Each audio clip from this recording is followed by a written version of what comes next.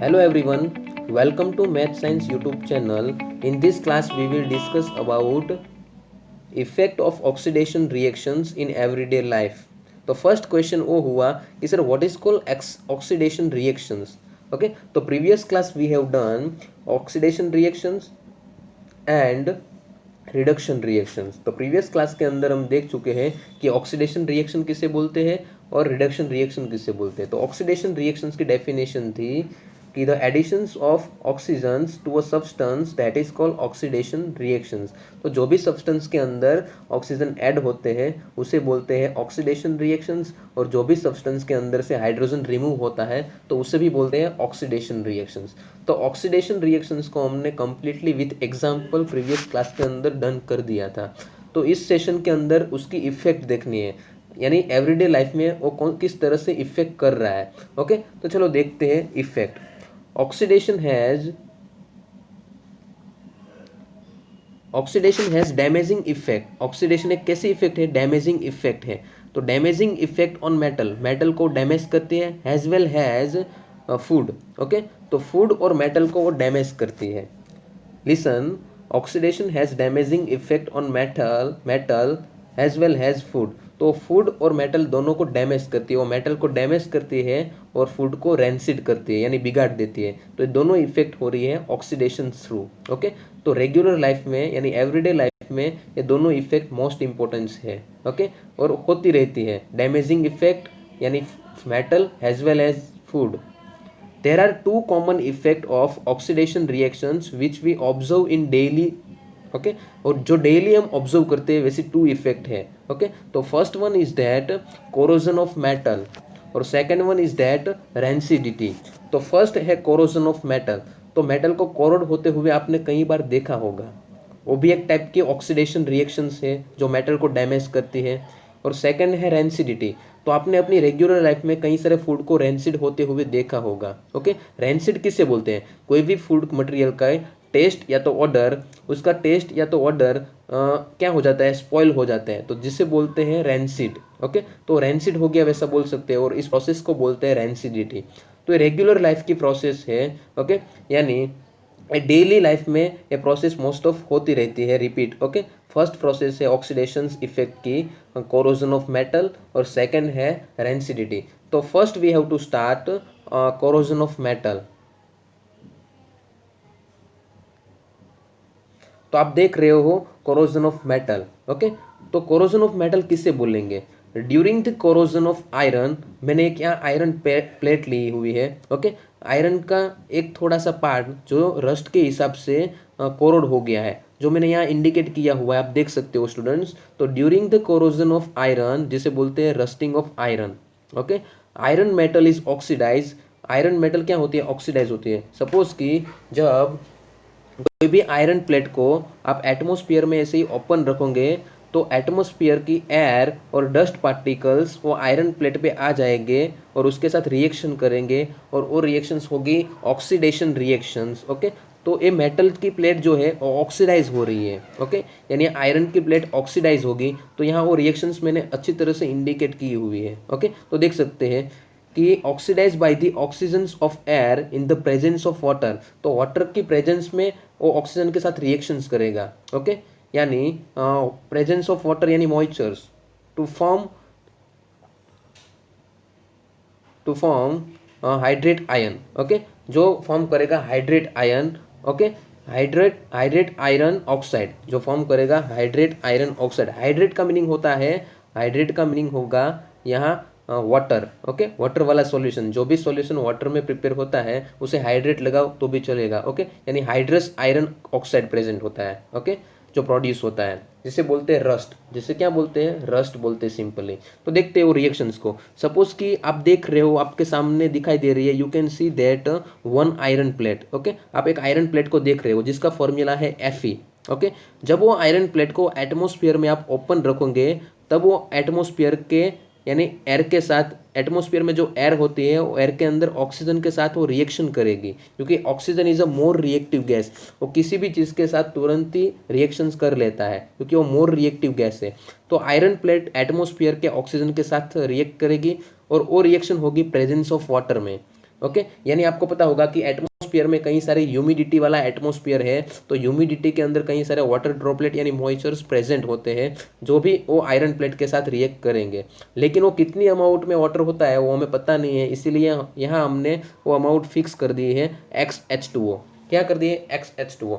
जब इन तीनों की रिएक्शन होगी आयरन की प्लेट पे, ऑक्सीजन और प्रेजेंस ऑफ वाटर की रिएक्शंस होगी, तब हमें मिलेगा एक रस्ट मिलेगी, यानी हमें एक हाइड्रस आयरन ऑक्साइड मिलेगा। क्या मिलेगा? ये वाटर को बोलेंगे हाइड्रस और ये हमारे लिए है आयरन ऑक्साइड, यानी हाइड्रस आयरन ऑक्साइड हमें मिलेगा और जिसे बोलते हैं रस्ट। और वैसी रस्ट किसकी रस्ट बोलते हैं? ये रस्ट होती है आयरन प्लेट के ऊपर, इसीलिए उसे बोलते हैं रस्टिंग ऑफ आयरन। ओके, तो यहाँ हमारा कंप्लीट हो गया, हमें मिल गया है रस्टिंग ऑफ आयरन।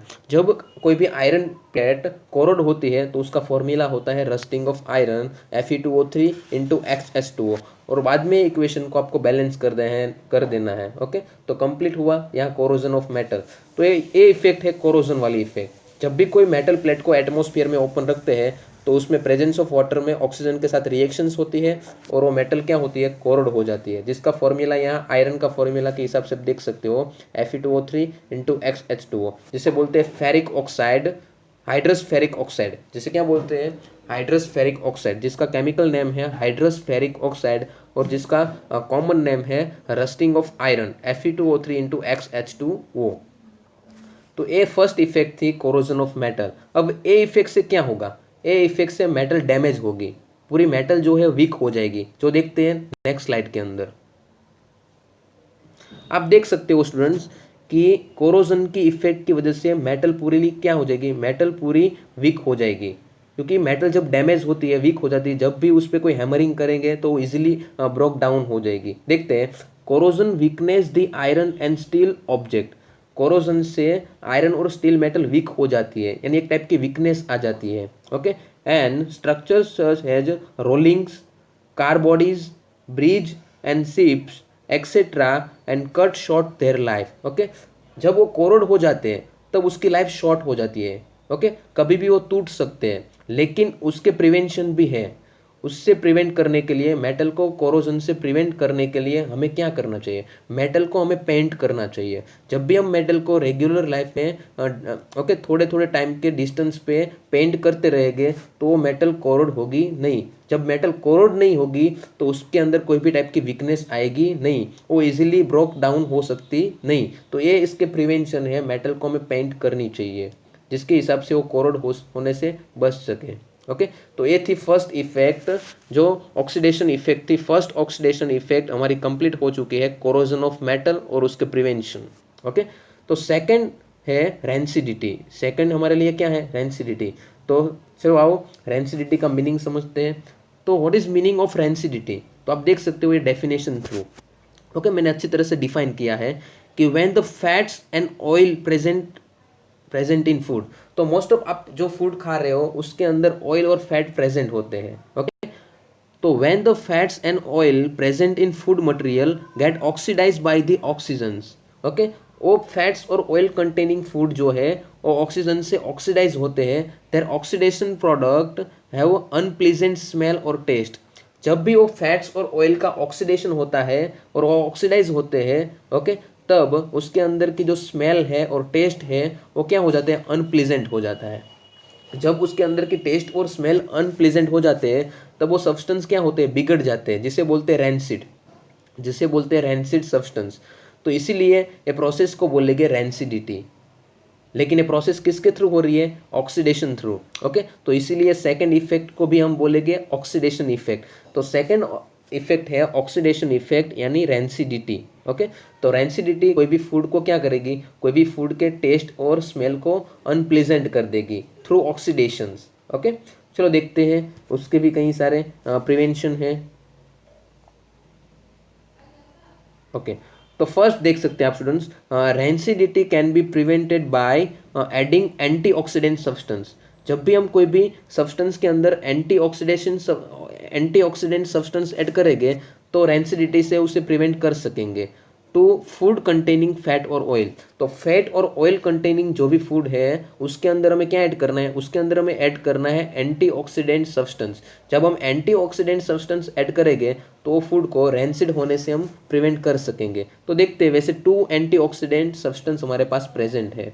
तो the 2 common antioxidant used in food to prevent the development of rancidity are, तो फर्स्ट सब्सटेंस है BHA और सेकंड है BHT। ये दोनों क्या है, ऑक्सीडेंट सब्सटेंस, ओके, यानी एंटीऑक्सीडेंट सब्सटेंस जो ऑयल और फूड कंटेनिंग फूड ऑयल और फैट कंटेनिंग फूड को रेंसिड होने से प्रिवेंट करेंगे। तो फर्स्ट है BHA यानी ब्यूटालेटेड हाइड्रोक्सी एनिसोल, उसका फुल फॉर्म है ब्यूटालेटेड हाइड्रोक्सी एनिसोल, और सेकंड है ब्यूटालेटेड हाइड्रोक्सी टोल्यूइन। तो ये दोनों सब्सटेंस है एंटीऑक्सीडेंट सब्सटेंस जो फूड कंटेनिंग फैट्स और ऑयल को रेंसिड होने से प्रिवेंट कर सकते हैं। तो ये फर्स्ट प्रिवेंशन है, आप अच्छी तरह से याद रख सकते हो स्टूडेंट्स।